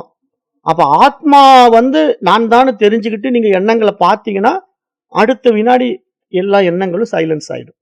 ஆத்மா பாக்குது அப்படின்ட்டு உடனே அமைதியாயிடும். அப்ப உங்களுக்கு புரியும் இதுல எந்த எண்ணத்தை நம்ம ஆக்டிவேட் பண்ணலாம், இதை எடுத்துக்கலாம், அது வேண்டாம், இது சரி, இது தவறு அப்படின்னு ஒரு தீர்மானம் பண்ண முடியும். ஏன்னா ஒரு வகுப்பறையில இப்ப ஆசிரியர் நுழைஞ்ச உடனே அங்க இருக்கிற மாணவர்கள் அப்படியே ஒரு பார்வை பார்ப்பாரு. எவன்லாம் சத்தம் போட்டு இருந்தான் அவருக்கு தெரியும். எவன்லாம் உண்மையா பேசாம இருந்தான் அதுவும் அவருக்கு தெரியும். அப்புறம் அங்க மாணவர்கள் எவன் நல்லா படிக்கிறான் அதுவும் அவருக்கு தெரியும். எவன் ஒழுங்கா படிக்கல அதுவும் அவருக்கு தெரியும். ஏன்னா அவர் தான் தினசரி பார்த்துக்கிட்டே இருக்காரு. மாணவர்களுடைய போக்கு பூரா தெரியும் அந்த ஆசிரியருக்கு. அப்ப அவர் உள்ள வந்த உடனே என்ன பண்ணுவாரு? நல்லா படிக்கிற பையனை நான் எழுந்திரி, இப்ப இந்த ஃபார்முலா போய் எங்க சொல்லு பார்க்கலாம் அப்படின்னா அவன் உடனே கரெக்டா சொல்லுவான். பின்னாடி ஒருத்தன் மண்டு மாதிரி உட்காந்துருப்பான். அவன்கிட்ட எங்கட சொல்லிட்டான்னா திருதுன்னு முழிச்சிட்டு இருப்பான். அப்ப அவருக்கு தெரியும் இவன் சொல்லுவான் இவன் சொல்ல மாட்டான் அப்படின்ட்டு. அது எப்படி ஆசிரியருக்கு தெரியும்? தினசரி அவனை பார்த்துக்கிட்டு இருக்கிறதுனால. அது மாதிரி இங்க ஆத்மா அறிவு தினசரி மனசை பார்க்கும்போது இங்க எது சரி எது தவறு என்று புரியும். அப்ப இந்த புரிதல் மேம்படும் போதுதான் மனசு வந்து எங்க எப்படி அப்ளை பண்ணணும், எப்படி அப்ளை பண்ணக்கூடாதுங்கிற அந்த புத்திசாலித்தனம் மேலோங்குவது தாங்க ஆத்ம நிலையில நம்ம இருக்கிறதுக்கு அடையாளம். அப்ப இந்த நிலை நம்ம வந்துவிட்டா, நமக்கு என்ன பழைய சம்ஸ்காரங்கள், வாசனைகள நம்ம நிறுத்திடலாம். புரிதல் மேலோங்கும்போது, இந்த பையன்கிட்ட நம்ம கேள்வி கேட்கிறது வேஸ்ட்டு. ஒழுங்கா படிச்ச பையன்கிட்ட கேள்வி கேட்போம். அவன் ஒழுங்கா பதில் சொல்லுவான். அப்புறம் ஒரு எஜுகேஷனல் ஆஃபீசர் வராருன்னு வச்சுக்கங்க. அப்ப படிக்காத பையன எழுந்து எங்க சொல்லுன்னு சொன்னா என்ன ஆகும்? டீச்சருக்கு மானம் போயிடும். அப்ப உடனே அவர் என்ன பண்ணுவாங்க? வந்துட்டாருன்னா, படிக்கிற பையன பார்த்து நல்லா படிக்கிற பையன பார்த்து எங்க எழுந்து சொல்லுன்னு சொன்னா, அவன் கரெக்ட்டா சொல்லும்போது அவர் பார்த்துட்டு, டீச்சர் நல்லா கிளாஸ் எடுத்திருக்காருன்னு சொல்லிட்டு போயிடுவாங்க. இதெல்லாம் நடக்குதா இல்லையா கிளாஸ் ரூம்ல? இது மாரி நம்ம லைஃப்லயும், நீங்க அறிவினால ஒரு மனத பார்க்க ஆரம்பிச்சீங்கன்னா, உங்களுக்கு எது நல்லது, எது கெட்டதுன்னு நல்லாவே புரிய வருங்க. அந்த புரிதல் தாங்க உங்க வாழ்க்கை. அந்த வாழ்க்கை தாங்க உங்களுக்கு ஆனந்தத்த குடுக்க முடியும். அதுதாங்க ஆத்ம தரிசனம். ஆத்மாவினுடைய அனுபவம். அதுதான் நம்ம நடத்திக்கணும். அதுக்கு தான் இங்க இதெல்லாம் படிச்சுக்கணும். அப்ப இங்க என்னன்னா, புதிய வாசனை என்பது ஆத்மாவை அறியும்போது நான் என்னுடைய சுயத்தில் நிற்பதே ஆகும். அப்ப இது வந்து வாசனை என்றாலும், சம்ஸ்காரம் என்றாலும் அது தேவை. நான் ஆத்மா என்ற வாசனையை நான் விட்டுவிட முடியாது. நான் ஆத்மா என்ற என்னுடைய நிலைப்பாட்டை நான் இழந்து விட முடியாது. ஆனால் எனக்கு என்ன மேலோங்க வேண்டும்? நான் என்ற ஐடென்டிஃபிகேஷன் தான் இங்க சேஞ்ச் ஆகணும். நான் அப்படிங்கிற ஒரு வார்த்தை எந்த நான நான் வச்சுக்கிட்டு இருக்கிறேன்? மைண்ட் நானா? கான்ஷியஸ்னஸ் நானா? அதாவது மனசு நானா? இல்ல அறிவு நானா? அறிவு நான் அப்படின்னு நீங்க புடிச்சிட்டீங்கன்னா, நீங்க ராஜா மாரி வாழலாம். மனசு நான் அப்படின்னு நீங்க புடிச்சிட்டீங்கன்னா, நீங்க அடிமையா வாழலாம். அப்ப இதுதான் நீங்க தீர்மானிக்கணும். நீங்க வந்து ராஜாவா வாழணுமா? அடிமையா வாழணுமா? அடிமையா வாழணும்னா மனம் போன போக்குல போங்க. ராஜாவா வாழணும்னா அறிவு சொல்ற மாரி வாழுங்க. இப்படிதாங்க வாழ்க்கை. இததான் சொல்லிக் குடுக்குறாரு. அப்ப இங்க எதையுமே வந்து நம்முடைய கையிலேயே கொடுக்கப்பட்டிருக்கு. ஆனா நம்முடைய சுயம் தெரிஞ்சா தான் நம்ம வந்து நம்முடைய ரியாலிட்டிக்குள்ள நம்ம நிக்க முடியும். நம்ம சுயம் தெரியாம மனம் போன போக்குல போயிட்டு இருந்தோம்னா, என்றைக்கும் நம்ம நம்முடைய சோர்ஸ்க்கு திரும்ப முடியாது. நம்முடைய ரியாலிட்டிய நம்ம எக்ஸ்பீரியன்ஸ் பண்ண முடியாது. ஆத்ம அனுபவம் உண்டாகாது. அப்ப இதுதான் நெறைய பேர் பண்ற தப்பு. ஏன்னா நெறைய பேர் இதெல்லாம் படிப்பாங்க. நடைமுறைக்கு வரமாட்டாங்க. மீண்டும் மீண்டும் கீழ இறங்கி போய் விவகாரத்திலே சிக்கிக்கிட்டு இருப்பாங்க. அப்ப இங்க தெளிவாயிக்கணும். ஒரு தடவ நம்ம இத புரிஞ்சிடுச்சு அப்படின்னா, இதுதான் நான் அப்படின்னு நீங்க உங்களுடைய நிலையில நின்னு பார்த்தீங்கன்னா, அந்த ஆனந்தம் எல்லையற்றது. இத எப்படி நம்ம எக்ஸ்பீரியன்ஸ் பண்ணலாம்? இப்ப நான் எப்படி எக்ஸ்பீரியன்ஸ் பண்றேன்? அத எப்படி உங்களுக்கு சொல்றேன் அப்படின்னா, இப்ப நான் இந்த உடலையும், மனதையும் எனக்கு வேறாக பார்க்கிறேன். நான் இந்த உடல் அல்ல, நான் இந்த மனம் அல்ல. நானும் அந்த தூய அறிவு ஆத்மா. அப்ப நான் உபயோகப்படுத்துகின்ற ஒரு ஊடகமாக இதை வைத்துக் கொண்டிருக்கிறேன். எதை வைத்துக் கொண்டிருக்கிறேன்? இந்த உடலையும், மனசையும் என்னுடைய கருவியா நான் வச்சுட்டு இருக்கிறேன். அப்ப நான் உருவாக்கிய இந்த ஊடகத்தின் வழியாக இந்த உலகத்தை உண்டாக்கி வச்சிருக்கிறேன். அப்ப நான் தான் இருக்கிறேன். என்னுடைய இருப்பினாலே இந்த உடலும், மனசும் இருக்கிறது. என்னுடைய இருப்பினாலே இருக்கின்ற இந்த உடலும், மனமும் இந்த பிரம்மாண்ட பிரபஞ்சத்தை உண்டாக்குகிறது.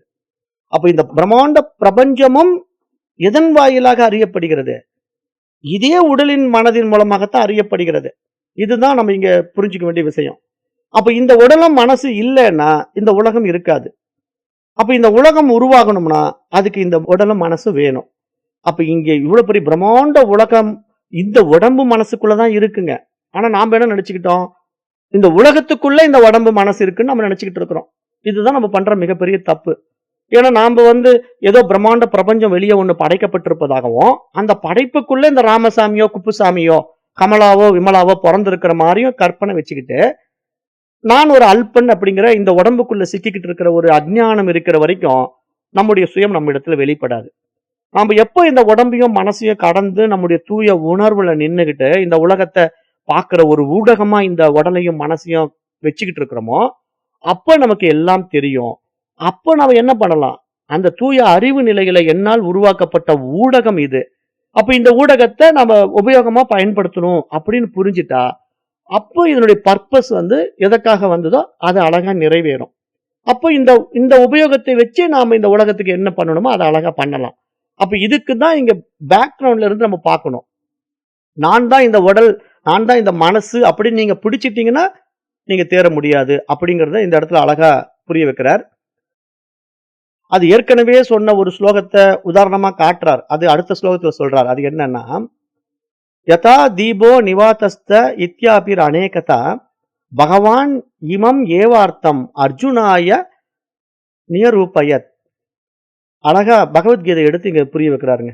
வித்யாரண்யர் என்ன பண்றாருன்னா, காற்றில்லாத இடத்தில் அசையாமல் எரியும் விளக்கை போல என்று ஒரு ஸ்லோகம் தொடங்குதுப்பா பகவத்கீதையில.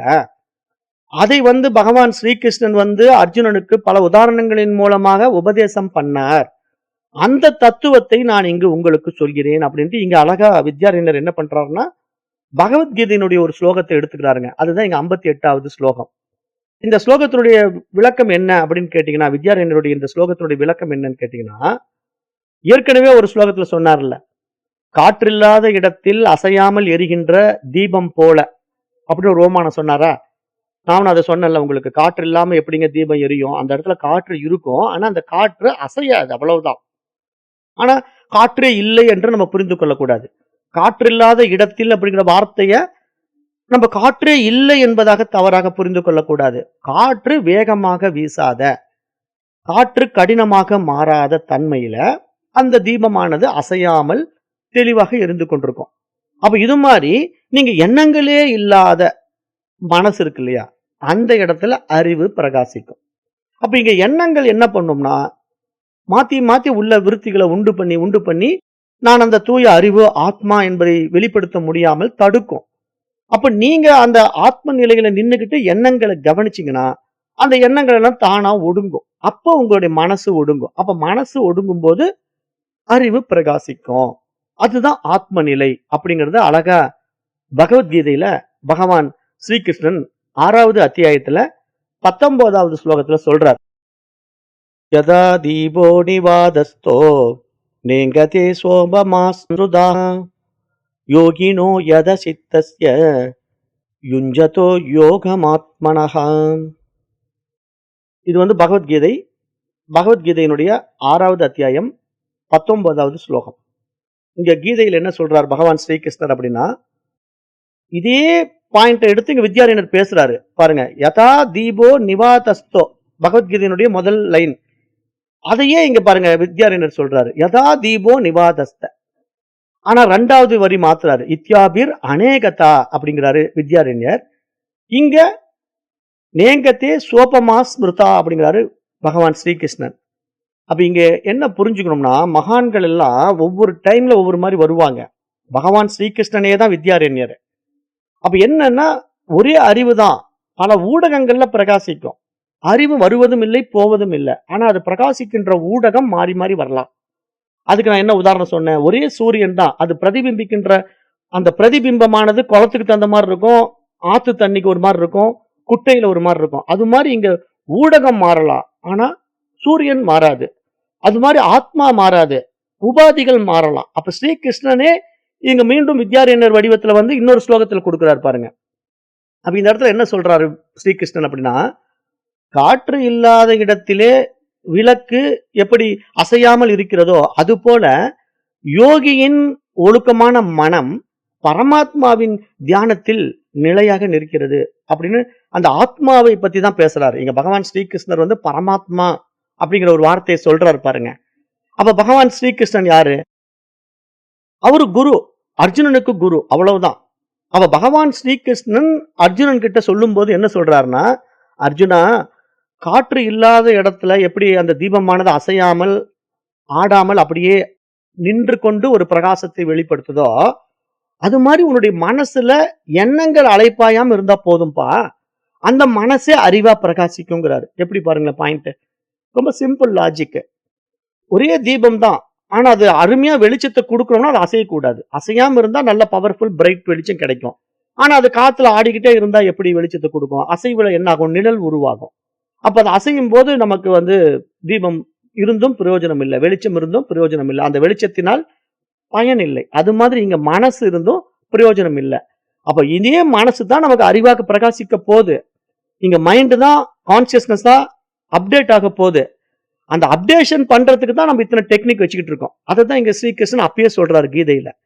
இந்த பகவத்கீதையில பகவான் ஸ்ரீகிருஷ்ணர் என்ன சொல்ல வர்றார் அப்படின்னு கவனிச்சீங்கன்னா, அவர் கொடுக்குற ஓமானம் உதாரணம் என்ன அப்படின்னா, ஒரு விளக்கின் சுடரை வைத்துக் கொண்டு சொல்றார், காற்றில் அந்த சுடரானது இயற்கையாகவே மின்னிக் கொண்டிருக்கும். ஆனா அது அசைஞ்சால் அது என்ன ஆகும்? ஒரு மாதிரி மாறி மாறி வெளிச்சத்தை டல்லாவும் கொடுக்கும், பிரைட்டாவும் கொடுக்கும். டல்லாவும் கொடுக்கும், பிரைட்டாவும் கொடுக்கும். ஆனா அப்படி டல்லும், பிரைட்டும் மாறி மாறி வந்தா, நீங்க எதையாவது ஒழுங்கா பார்க்க முடியுமா? முடியாது. இப்ப நீங்க ஒரு டார்ச் லைட்ட போட்டு போட்டு ஆஃப் பண்ணுங்களேன். உங்களுக்கு என்ன இருக்குன்னு கண்டுபிடிக்கிறது கஷ்டம். எரிச்சல் ஆகும், இரிட்டேட் ஆகும். அதுவே நீங்க டார்ச் லைட் அப்படியே டக்குன்னு போட்டு நிறுத்துனீங்கன்னா, பிரைட்டா அந்த இடத்துல வெளிச்சம் விழுந்தா, உங்களால அது என்ன இருக்குன்னு கண்டுபிடிக்க முடியும். அது மாரி இங்க மனசு எண்ணங்களால ஆசிலேட் ஆகிட்டே இருந்தா, அறிவு பிரகாசிக்காதுங்கிறாங்க. இவ்வளவுதான் கான்செப்ட்டே.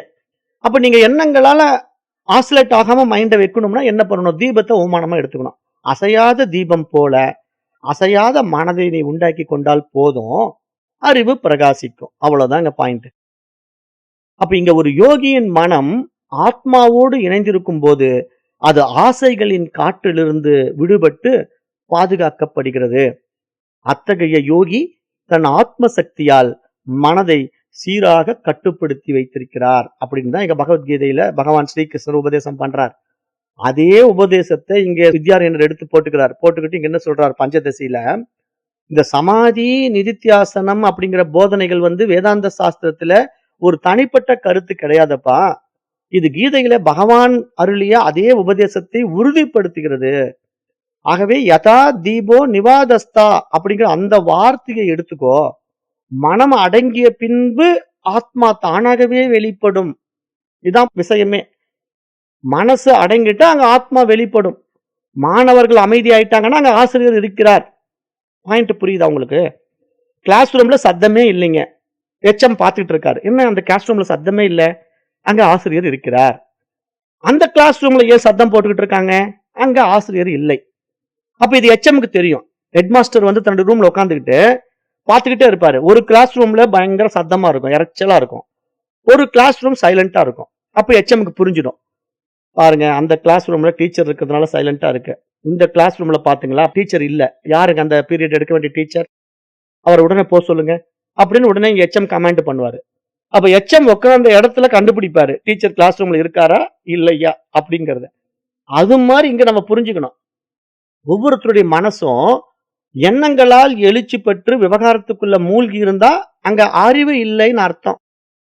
அறிவு வந்து விட்டால் அங்க மனசு ஒடுங்கிடும். இவ்வளவுதாங்க பாயிண்ட். அப்ப இங்க அறிவு ஆசிரியர், எண்ணங்கள் மாணவர்கள். இப்படி புரிஞ்சுக்கிட்டீங்கன்னா இங்க நாம் ஆசிரியரா மாறணுமா, மாணவனா இருக்கணுமா? மாணவர்கள் போன போக்குல நம்ம மனம் போன போக்குல போகணுமா, இல்ல அறிவு வழிகாட்டுற வழியில வாழணுமா? அப்படிங்கறத நமக்கிட்ட இருக்கிற பகுத்தறிவை வச்சுதான் நாம் இங்க பயன்படுத்திக்கணுங்கிறத இங்க மகான்கள் சுட்டி காட்டுறதுதான் இங்க வித்யாரண்யரும் புரிய வைக்கிறார். அப்ப இங்க அத்வைதத்தினுடைய பார்வையில சமாதி என்பது அறிவற்ற நிலை அல்ல. அறிவின் ஒளி எந்த அசைவும் இல்லாமல் தன்னில் தானாய் தன்மயமாய் சுயம் பிரகாசமாய் பிரகாசித்துக் கொண்டிருக்கின்ற நிலைக்கு பெயர் சமாதி. இப்படி புரிஞ்சுக்கங்க. சமாதினா இவ்வளவுதாங்க பாயிண்ட். அப்ப இததான் மகான்கள் எடுத்து சொல்றாங்க. அப்ப நீங்க சமாதினா இங்க போய் ஒடுங்குறது இல்ல. நிறைய பேர் இது புரியறது இல்ல. சமாதினா இங்க போய் குகைக்குள்ள ஒளிஞ்சிக்கணும், அதுதான் சமாதி அப்படின்னு நினைச்சுக்கிறாங்க. சமாதி என்றால் அறிவு பிரகாசிக்கின்ற நிலை, ஆத்ம ஒளி வெளிப்படுகின்ற நிலை, அதுதான் சமாதி.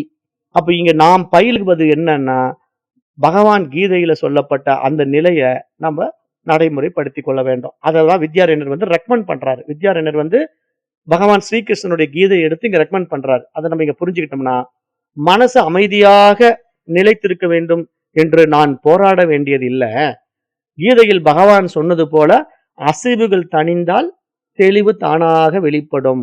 அப்ப அதற்கு இடையூறு செய்யாமல் இயல்பாக இருக்க முடியும், அல்லது நான் இருக்க அனுமதிக்கிறேன் அப்படிங்கிற ஒரு நிலைக்கு பேரு நிதித்தியாசனம். அப்ப இந்த செயல்படி இப்ப நம்ம எத்தனாவது செயல் பார்த்துட்டு இருக்கோம்? 58. 58ல இந்த செயல்படி என்ன சொல்றாரு, உபதேசம் என்ன அப்படின்னு கேட்டீங்கன்னா, கீதையை வழிகாட்டியாக வைத்துக்கொள். பகவத்கீதைய வழிகாட்டியா வச்சுக்கோ. பஞ்சதசி என்பது ஒரு புதிய பாதை அல்ல. அருமையா சொல்றாரு. பஞ்சதசி நான் எழுதுற இந்த நூல் ஏதோ உங்களுக்கு ஒரு புதிய விஷயத்தை நான் சொல்றேன்னு நினைச்சிடாதீங்க. இதுதாங்க மகான்களுடைய பெருந்தன்மை. மகான்களுடைய பெருந்தன்மை என்னன்னா, இதை நான் தான் செய்யறேங்கிற அகங்காரத்தை என்னைக்குமே வெளிப்படுத்த மாட்டாங்க. இது என்னுடைய செயல் என்ற அந்த ஈகோவை அவங்க கிட்ட பார்க்க முடியாது. அப்ப இந்த இடத்துல அவர் என்ன சொல்றாருன்னா, இது ஏதோ பஞ்சதசி நான் சொல்றேன்ட்டு நீங்க நினைச்சுக்காதீங்க. இது கீதையினுடைய உட்பொருளையே உங்களிடத்துல விரிவுபடுத்தி சொல்வதற்காக நான் எழுதுறேன் அப்படின்னு சொல்லி அவர் அந்த இடத்துல எழுதிட்டாலும், அது கீதையினுடைய ஆதாரத்தில் தான் நான் இதை சொல்கிறேன் என்று தன்னை எளிமைப்படுத்திக் கொள்கிறார் என்று நம்ம இங்க பார்க்கிறோம். அப்ப இந்த இடத்துல நம்ம இதை உபதேசமா வச்சுக்கணும். அப்புறம் ஓமையை நம்ம வாழ்க்கையில எடுத்துக்கணும். எப்படின்னா, மனம் அசைந்தால் நமக்கு அறிவு பிரகாசிக்காது. அப்ப அறிவு பிரகாசிக்க வேண்டுமானால் மனம் அசையக்கூடாது. தீபம் அசையாமல் இருக்கணும்னா காற்று வீசக்கூடாதோ, அது போல மனசு அசையாமல் இருக்கும்னா எண்ணங்கள் எழுச்சி பெறக்கூடாது. அதை தான் நீங்க வாட்ச் பண்ணணும். அப்ப இங்க அமைதி வந்தால் பெருமை கொள்ளக்கூடாது. அது உன் சாதனை அல்ல, தடைகள் விலகியதின் விளைவு அப்படின்னு நீங்க புரிய வைக்கிறாரு. அப்போ நமக்கு ஒரு சைலன்ஸ் வந்துருச்சுங்களே, அப்ப நான் ஆத்மா ஆயிட்டேனா? இல்ல. சைலன்சஸ் பார்க்கிறவன் தான் ஆத்மா.